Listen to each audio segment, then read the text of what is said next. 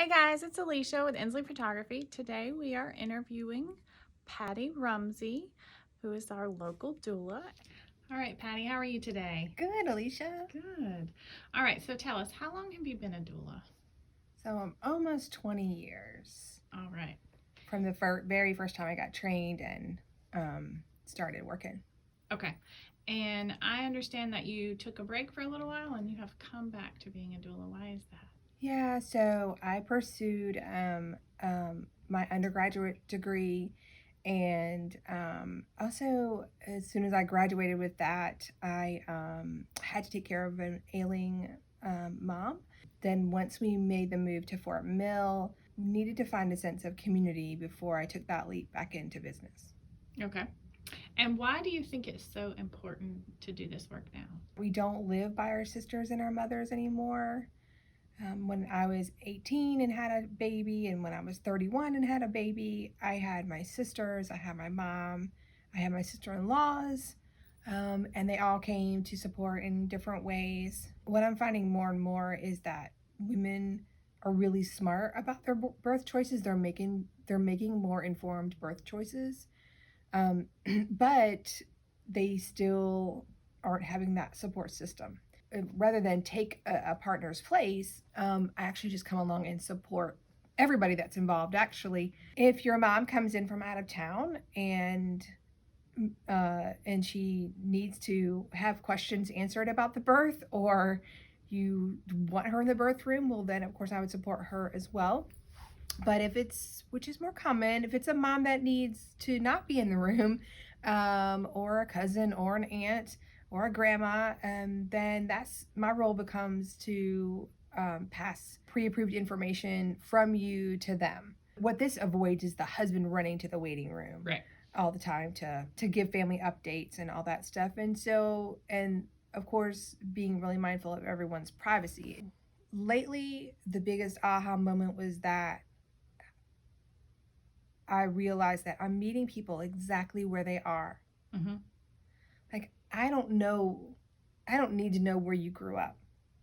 I don't need to know what your degree is. I don't need to know, what your journey to this relationship that you're in right now. Like, I don't need to know all that. I'm literally just I literally am meeting you and meeting your needs exactly where you are today. And again, whether that involves a partner or it doesn't, or none of that really matters, because when you hire me, I'm incredibly focused and in the moment just with you and your partner. I kind of feel like I have blinders on, and I don't see anything, I don't hear anything. I'm just hyper focused on exactly what you're telling me you want and need, and following your instincts. Okay. What questions do moms not know to ask before they hire a doula? Well, a lot of times people don't research the different schools that doulas come from. Mm-hmm. Each school has its own philosophy, and so you want to make sure that you agree with that philosophy of that particular school. Back when I first started, there was only one school, and that's the oldest one, and that's the one I belong to. And which one is that? That's Doula. Okay. And maybe asking your doula, if that doesn't matter too much, maybe just ask them what professional organizations they do belong to. Some clients feel better that someone has a bachelor's degree. Some clients feel better that someone's had some medical training. So, I mean, it really, really depends, but clients aren't asking enough about that. I try to make that kind of clear on my website. I would make that clear on our first interview.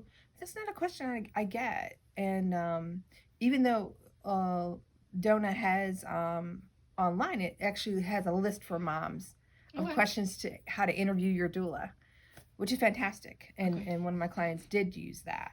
All right, I'm going to link that in the comments too, guys. Okay. So what is their philosophy and how is it compared to the others? They want everybody to be served. Mm-hmm. So they're not putting out the business end of things, if that makes sense. So they're not first and foremost, hey, we want to teach you how to run a business, that's the last part of their training. Right. Which I think kind of speaks to their belief system. Mm-hmm. Of course, women have always cared for women. That's not Right. a new concept. But they came up with the concept of actually what a doula does and putting some structure around Right. it, because Penny Simpkins saw a need. She saw that births were going to be in the hospitals, so this was her way of offering or coming up with a service of comfort to women, and value, of course. But yeah, they are international. So if you can't afford to get trained, because there is cost, and certification has cost. So Right.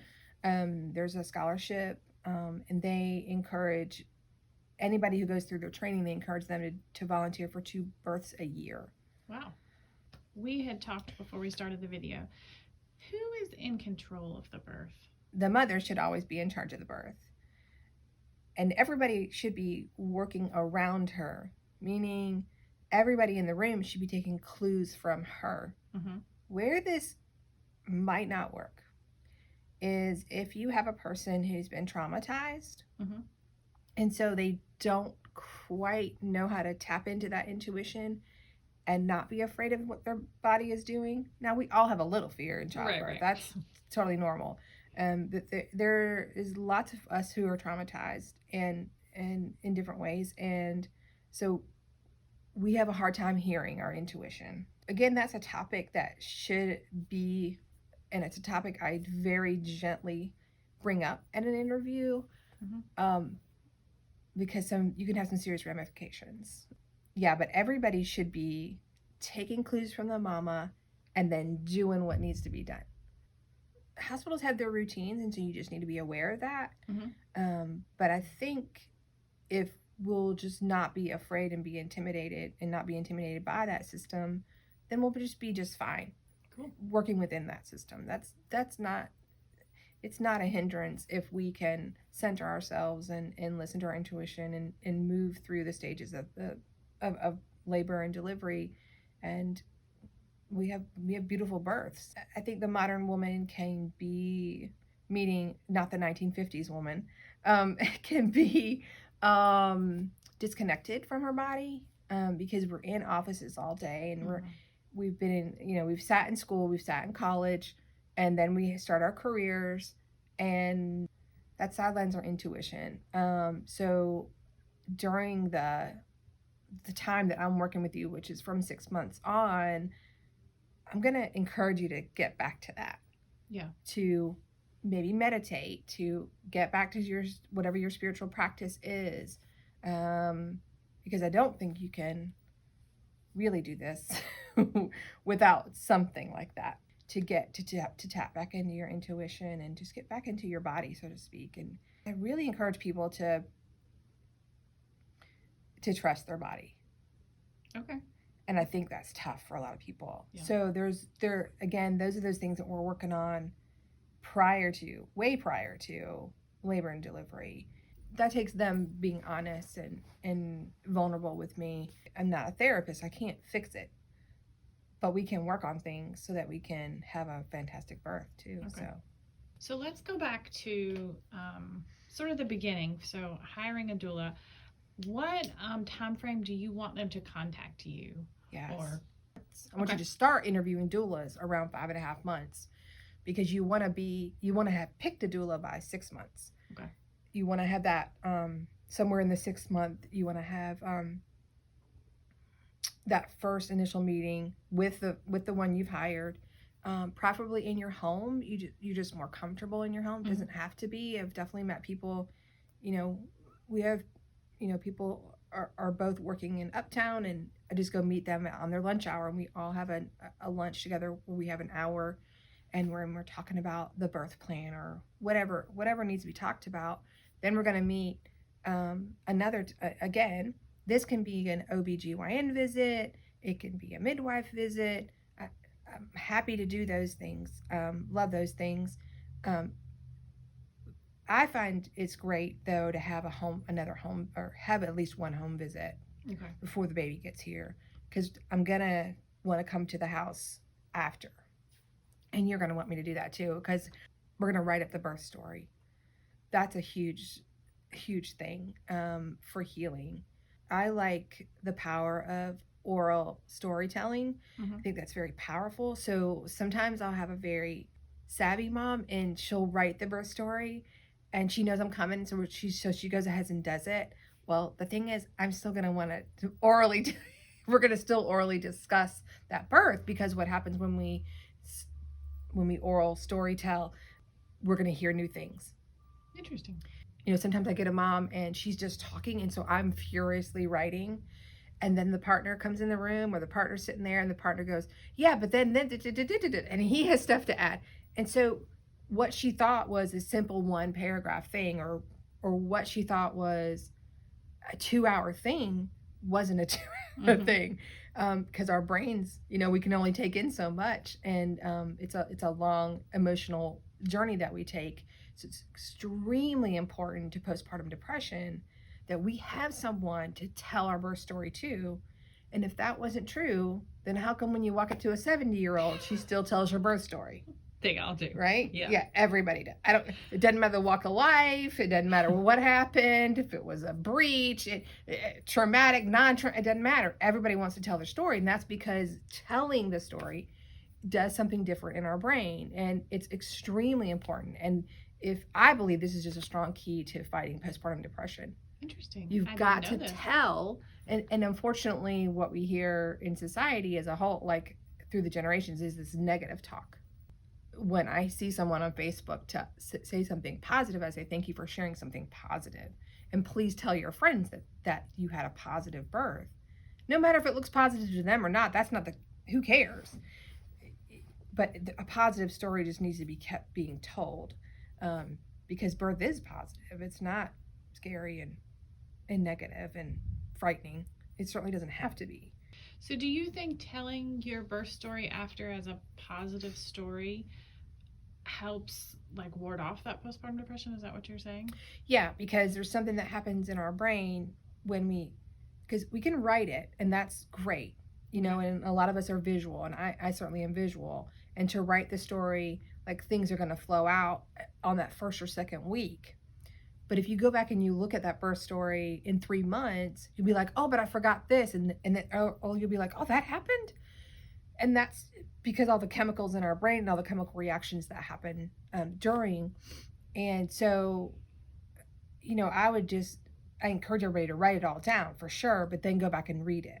And then maybe rewrite it again in 3 months to ward off that. And only tell people your birth story that are unconditionally loving you, not your coworker who's jealous, right? Right. Because that's happened. People are upset that I had a beautiful birth, and they're pissed off. Really? Why is that? Yeah. So because they feel victimized.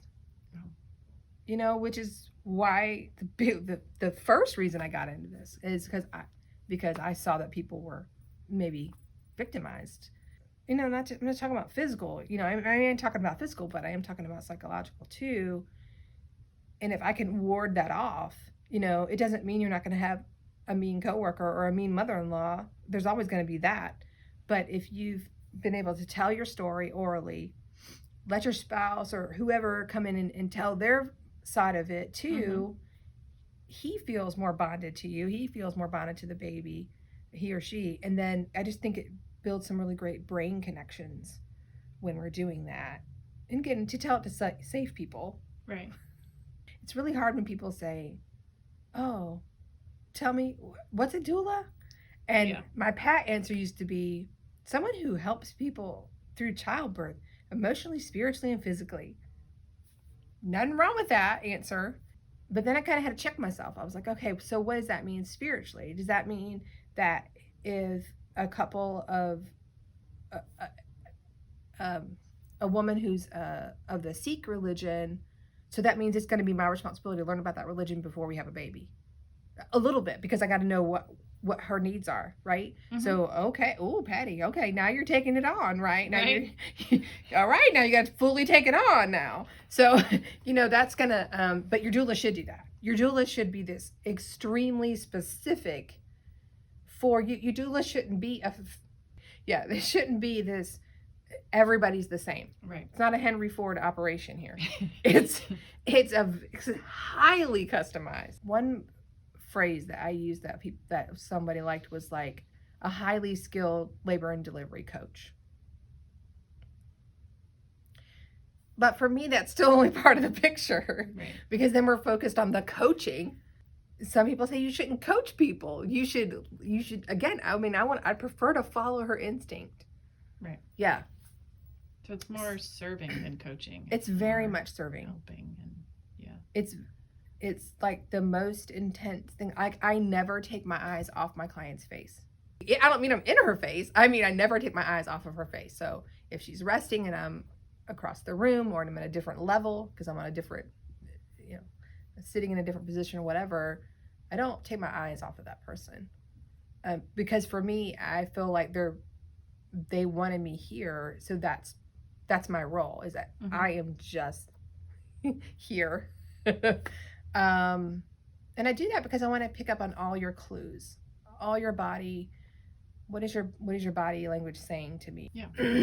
Yeah. Now, as part of that, because when we ask each other, do you need this, we don't necessarily know how to say it, or because we maybe put things off because we don't want to be an inconvenience? Probably, but in labor specifically, you're just working through the contraction. Your focus is on the contraction. So, and you're the only one that can do that. So my job is to pick up on all those body language cues. Like if you grimace and you hold your hip, if you just go, oh no. Well, of course, then I'm going to come over and say, hey, can I give you some counter pressure? Do you need a pillow back there? Do you need heat back there?